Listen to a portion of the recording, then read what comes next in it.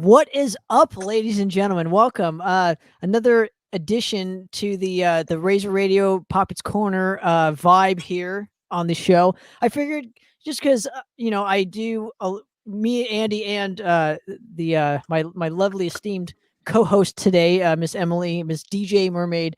We do a lot of shows, and we don't really get to have too much fun talking about music that we actually do enjoy. So I just figured we can have like a nice little segment or platform to do this on. So thanks very much, Emily, for trying it out and seeing if this thing works. So I appreciate it. This is gonna be really cool, man. So obviously every week or I think every other week would be more beneficial. I think is more doable. Where we can have like a discussion on like some of our favorite, forgotten gems or records or, any type of like sort of genre. And this week's topic is our top 5 modern classics. And what I mean by that is like, I think we picked in 10 years or something. What was it? Like 2005? You said at least 05 to now. Okay. So pretty much these are, in my opinion, going to be classics, right? That's what I kind of imagined. But we can always do a part 2 if you guys do enjoy this, and send us your lists as well. We do want to hear from you guys. So anyway, Emily, I'll let you go first with your first pick. So we picked 5 records. We each picked 5 records, and let's do this. So go ahead. You ready? I'm ready. All right. I feel like this is a huge gem. Back in high school, this brought back, I feel like, thrash in a way. And this band did pretty much bring back thrash. This is fucking an essential record, I feel. One of the best modern bands for thrash. Absolutely. And that came out maybe 2005, 2006 era. 07. I checked it out and made sure I followed the rules. Because I was going to do Hazardous. Because Hazardous is one of the best. But I think it hit like I think that actually hit the 2005 mark. I did bring it in here, though. Of course I did. I have both. And it's on, because this one's a really hard get, it's on yellow. But this was the pick. Sorry. I got a little off topic. This was the pick. Well, I think that's a better choice just because that is probably like the definitive Municipal Waste record. I mean, that was the one that kind of broke them, in my opinion, was The Art of Partying. This is the one I got into. This is what brought me into like liking this band. And it's fucking phenomenal from start to finish. Oh yeah. It's a great record. So I think that was released on, help me out here, Metal Blade? Was it Metal Blade that released that? Let me check real quick. No, it's Your Favorite Earache. Oh, okay, cool. Earache record. So that was right around the time that the thrash scene was like kind of massive. It was like 2007, 2008, 2009 era. And that's a great pick. It's a great pick. I had to pick this one. I thought about it on the drive today. I was like, dude, it's pretty essential and modern, man. It brought back thrash. To an extent, yes. To an extent. All right. I guess I'm up. Yes, you are, man. Okay, so this is a pretty local band to my area. But it's gotten a lot of like killer acclaim to it. So I had to pick it just because obviously we share common personnel in this particular camp. But this really is a good record, and what I'm talking about is Xanthocroids with Blessed He with Boils. This is their first record. They released it's a symphonic black metal band, but it's like really good. It's like what Winter Sun kind of is, that kind of vein.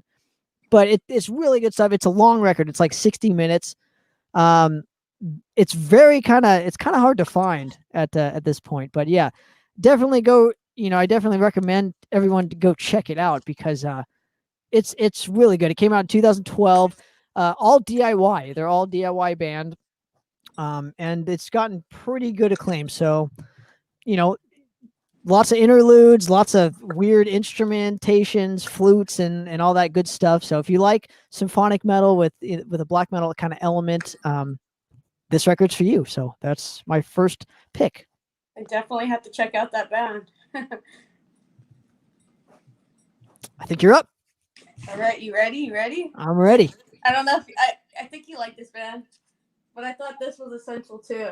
Oh yeah. Oh yeah. I Well, had to, dude. it's not essential. It's a modern classic. I I think know, but it's an essential modern classic. that Very that's essential modern classic. now. Why did you go with that one as opposed to say Terminal or Outer Isolation? Well, this is the record that I feel like brought me into liking them. I mean, that I saw them play on this this was like when I saw them, and I was like, "Whoa, what the hell, dude? What are they doing? Oh my god, that's like it was like not in the scene at that point." And I was like, "Whoa," because it was different than like Bonded by Blood, Next Mortis, and all that. And I don't know, I felt like that one, the one that you just said, is a very good one, but I felt that this is what brought them like kind of like getting known. Interesting. And that came out of a time where they were kind of still on like on what, Heavy Artillery at that point. And Earache. well, that's wait. That particular pressing is from Earache, but I'm Yeah. saying it originally came out on Heavy Artillery back in 09. Really good record. The cover, I always thought the cover art was really cool. And it's like a black and white one. It's like very interesting. Yeah, see, there you go. Look at that. That is bitching. But every song is killer on that thing too. I And know, right? it's a very long record, but it's like it doesn't get boring. It's like really good all the way through. So that's a great. Now, also, what are your particular favorite tracks? You should probably do some of these on this for each of the records. But one of mine is obviously the title, and then I liked Asteroids and Forest of Legions. I always thought was really really killer. So I can agree. Block Future is probably my favorite song from them. This is a double LP, so it's kind of hard to get this back inside here. oh, it's all good. Now, obviously, they went through a huge lineup change. I'm wishing nothing but the best for them. I'm looking forward. I saw a drum playthrough from their new drummer, and it's going to take some time. So I'm just going to throw that out there. But yeah, I think they can do it. They got Eric still and Dave, so I think it's going to be good. Well, those are the two that've been in there like the longest. It's practically like it's gonna be Vector, just with a different bass player and a different drummer. But the problem though that I'm facing is that Blake is kind of like iconic to the band, in my opinion, just because there's no other drummer like him. I could agree with that one. He is pretty fucking great on drums. Well, but like the way that he hits the drums, and I mean that guy hits the drums. I think he uses like bamboo fucking sticks, if I'm not mistaken. They're really fat and thick.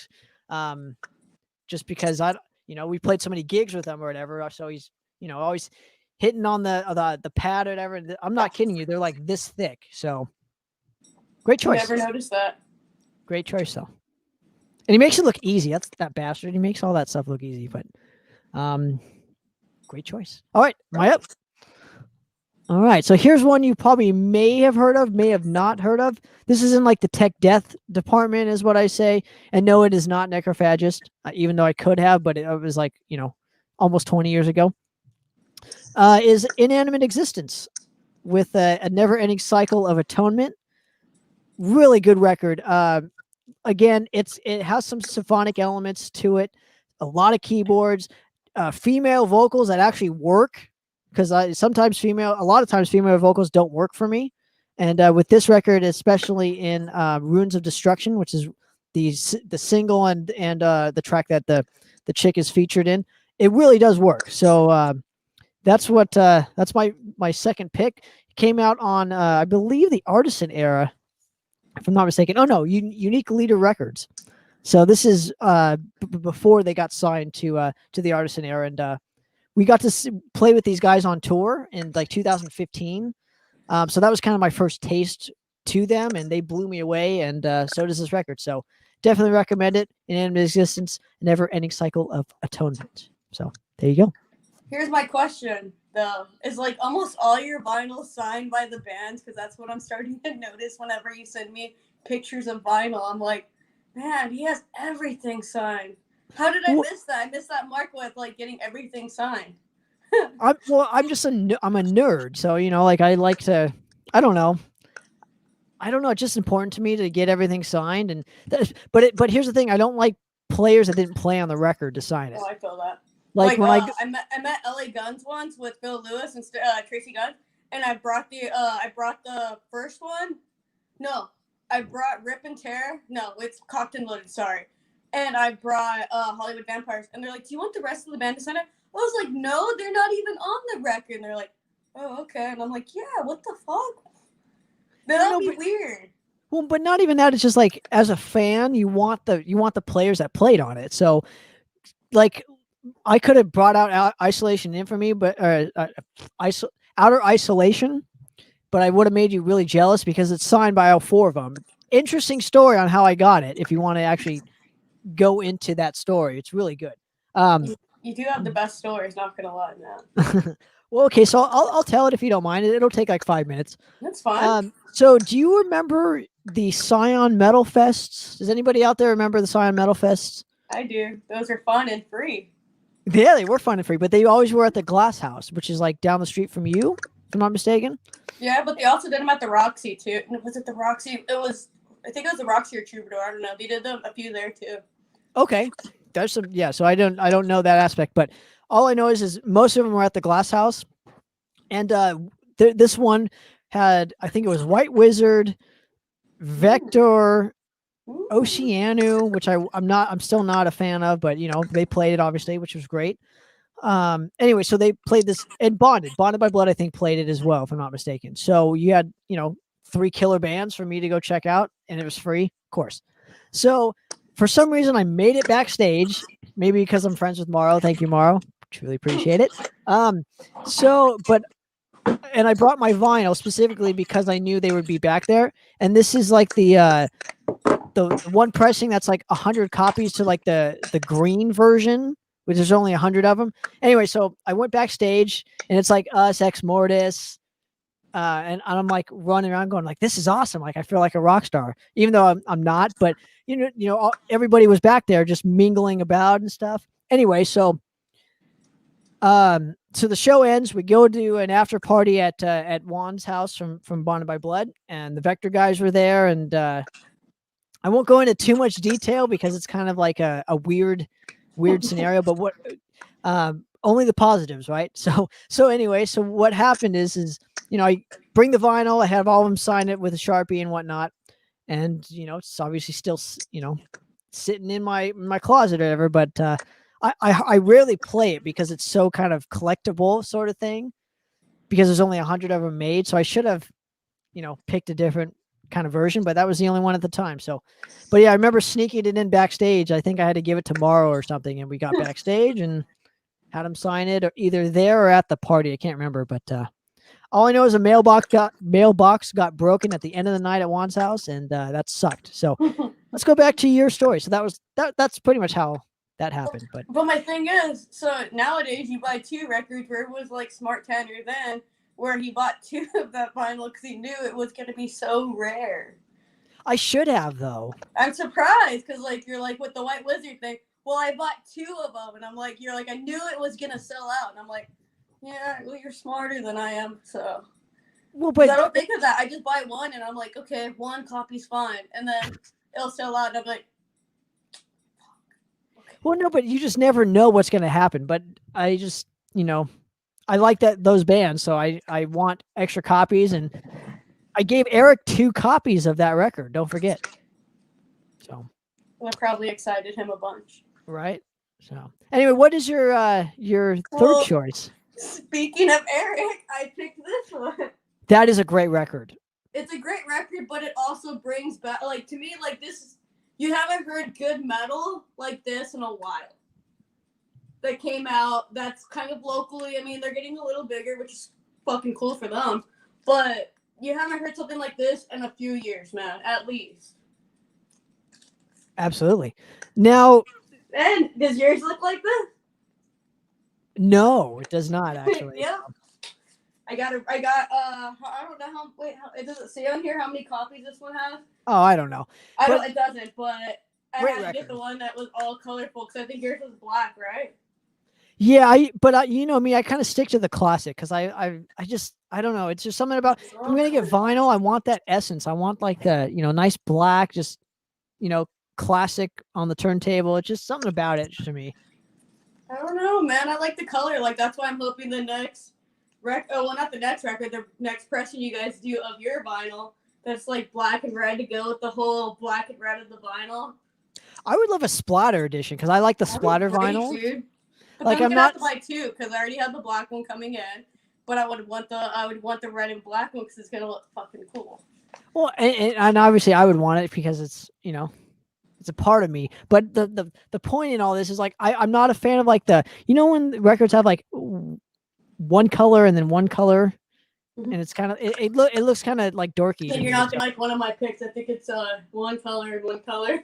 But you know what I'm saying? It looks. I'd much rather have a splatter. Like give me something, So that's a great choice. Though. But now that is played on a what 45 RPM now. Yes, it is. And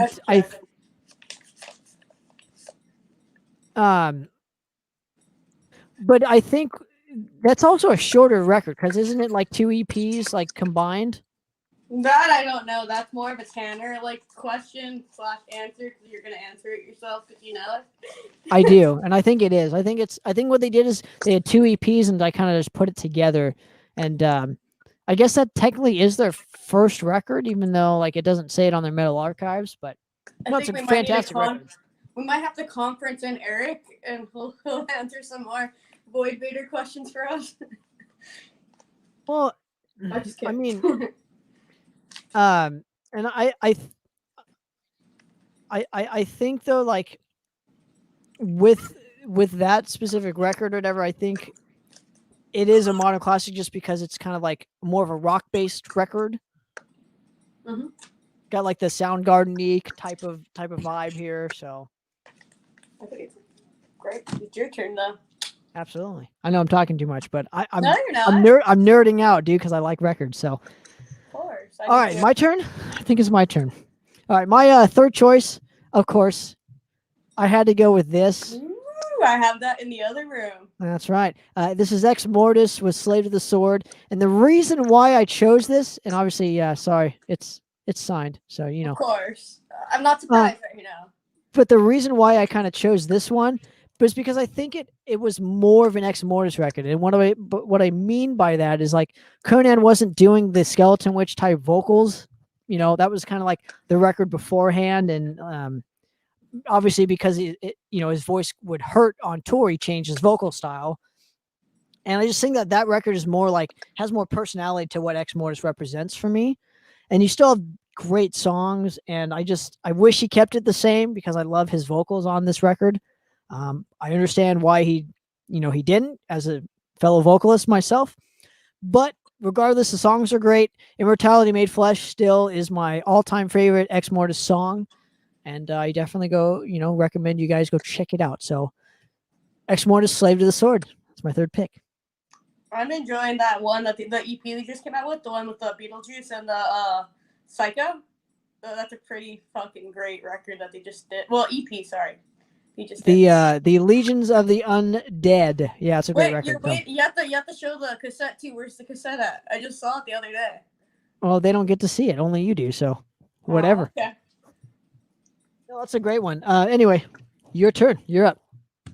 All right. Well, this is probably one of my favorite records from this band, and on top of that, I feel like this is one of the best records we've done. I mean, the new one's really fucking sick, but this is my favorite, and it's a rare one because it's numbered. Oops.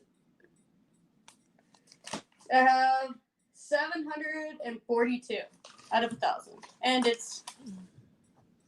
Oh, there you go. Yeah. Your favorite.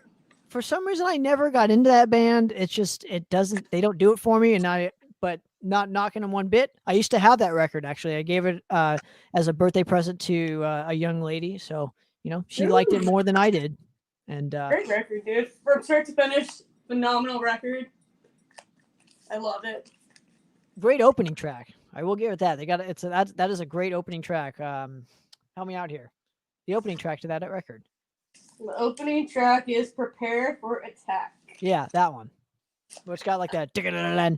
Dan, Dan, Dan, Dan. Yeah, it's a good one. I like when they came out the video covering Fire, because that was one of the first songs I feel like they came out with from this record before it was released. So they did a video, pretty sick. Yeah, it's a great record. So I feel like the newer bass player kind of sounds like this bass player on here, which that's probably why I like it. Because I'm a bass and drums kind of guy. I like the rhythm section. That's probably why I love this band so much. I can dig that. I'm a drum guy, so you know, Pete's a phenomenal drummer. Oh, dude, he's fucking sick. Fucking good. So great choice. All right, I think I'm up. All right, my pick is Night Demon with Darkness Remains. Really love this record. To me, I think this still is my favorite work from the band, just because it's from start to finish. It's a great record. Every song's killer. I always thought Welcome to the Night reminded me of like a Manowar type of song. Like it's like really just like, just get you going type thing. And that's what I like about Manowar. So, and then great cover art. Obviously they have some like some kind of Easter eggs. You got like the band up here and then like the first album somewhere here. I'm like probably covering it up. So yeah. And also obviously it kind of reminds me of like an Iron Maiden sort of cover, but, great record from start to finish. Highly recommend it. Night Demon with Darkness Remains. So they're pretty fucking great, dude. I like that band. That band's pretty fucking good. And there's a ballad on it too. Darkness Remains kind of is like a ballad. It's like a talking kind of cool ballady kind of thing that Jarvis, for the first time kind of lends his voice to that specific style. So I really dug it. Go check it out. All right. Well, I guess it's my turn. So this band actually goes hand in hand with Night Demon because we played gigs with this band. I picked Blake. Okay. And it is Two Colors. Very nice. Very nice. I like this band a lot, not just because I know Carlos, but because you have a chick bass player that fucking kills. And on top of that, they kind of sound like Paul Di'Anno-ish, like Iron Maiden. Yeah, Paul Di'Anno could sing, sure. Well, yeah. Well, the whole point is it has like that kind of like this style. I like it. No, it's a great record. That EP is fucking great though. I love that EP probably more than the record. Yes. Yeah. Oh wait, you're gonna get excited. Don't get too excited, Tanner. Okay, are you ready? It's Splatter. Oh, there you go. I got the black version. It's a good one. It's a good record. Those are great records. They repressed it, I think, this year. And I wrote Carlos. I was like, dude, I have to have it. I bought it, and I was like, dude, I fucking bought it. And he's like, thanks, dude, for the support. But absolutely. I picked this one because I don't know. But I have both of them on hand because I figured I'd pull a Tanner move on you. Oh, I have them. I have those both on vinyl. I just didn't, bring them out. But well, I just mean like how last week when we did the interview with Eric, you're just pulling all these vinyls. He's all talking while you pull them out. Ooh, and then this one and this one. I'm surprised you didn't pull out all the White Wizard ones. I was really shocked. No. But I do have that one signed too. That's a great record. I just prefer either one signed. I just prefer the EP. That's all. So, all right. Except for you. That was your last pick, huh? I mean, I have another one, but we'll do a little bonus round. But here's my last pick. I'll probably zoom in on you. I'll probably make one more pick, but you'll like my other pick, I think. I love this record. Okay, this is Witch Haven. This is Terror Storm. Really great record from start to finish. Black thrash, band. This is the alternate artwork. They did not put the guy with his brains everywhere or something, or his head cut off in the bathroom, which is a really strange. They should have pulled a dead move where they had. But the point is, I really like this cover art. I really like the sound of it. The only part I thought was weird on it was track 1, ADD, has this like really long kind of like TV kind of thing out. After it, it's just I'm not really into like putting politics on my records and stuff like that. So, but great record. Great so. Pick, Witch Haven with Terror Storm. And yes, I do think it is a modern classic, or at least will become one. Who knows? Anyway, what is your pick here? The one that I picked randomly, I picked this one. Bonded by Blood, Exile to Earth. I almost picked it. I had to. I was like, dude, this is like such modern slash. I'm gonna bring back the whole essential thing. This is like a big thrash record from. This came out, I think. I forgot when it came out. I think it was like it said 2010. This is when they did it, but I have the EP actually from when they did a lot of these songs actually. But this is so essential. Great with the machine. Seen them a million flipping times, and they're the homies. But yeah, and it comes on red. All right. Well, I do not own this particular record on vinyl because I don't think it actually existed, or it does, and it's really hard to get. But if we're going thrash, I got to go Mantic Ritual, and I got to go with Executioner. Just because it rips. It's a very loud sort of mix here. That's my only kind of critique. It's a very loud record. When I interviewed Jeff Potts, he's like, yeah, that record's fucking loud. But I really think, Panic rules. Favorite track on here though is Double the Blood. I just love it. It's start to finish killer thrash record, and definitely a contender for a modern classic. So here's my question though. Do you know why they went? Like, I don't know. This is why I'm asking it. Okay. Why they went from Meltdown to Manic Ritual? Well, because there were too many Meltdown bands, so they wanted to distinguish themselves, and so they came up with Mantic Ritual. And honestly, I like Mantic Ritual better than Meltdown, even though they recorded this album twice, right? With one with Meltdown and one with Mantic Ritual. But I always, I definitely prefer this specific version. So I just remember always seeing him at the Mutant House, as we talked about, because that's where everyone played. And when they went, I think they lived in Pittsburgh, but they came to LA and lived in LA, and they always played with what do you call it, Rattlehead. Right. So because they were homies, they were huge homies. But that's what I remember, because I was like, and then all of a sudden they started making it, and they switched the name, and I was like, what? Because Ben Motzman, I think that's how you say his last name. I don't know. That's how I say it. He's one of my homies, and we don't really talk that record as much sometimes. But I just remember being cool with them back then, and that whole record coming out. And all of a sudden they started making it. I think they went on tour with Destruction in Europe. And they went on tour with Exodus, and that's where we played with them at Chain Reaction in Orange County. That's kind of how we kind of met and whatnot. I met them all because of the Mutant House. That's how you meet. That's how you met everyone. I know the OC scene, like you said, had their other spot. They all did though. Like Orange County, LA, and IE, they all had our separate spots and separate crowds, and it was just that kind of thing back then, Wasn't as connected. That's how I met them. That's cool. You played with them and met them. Right. I miss that band. I wish they would do some kind of comeback, but I know Jeff and Ben are the only one that live over here. I think Adam still lives over in Pittsburgh. I don't know, and I forgot the singer's name. He lives, I think, over there. You're funny. I'm blanking on it because I got the headphones on and whatnot. Dan.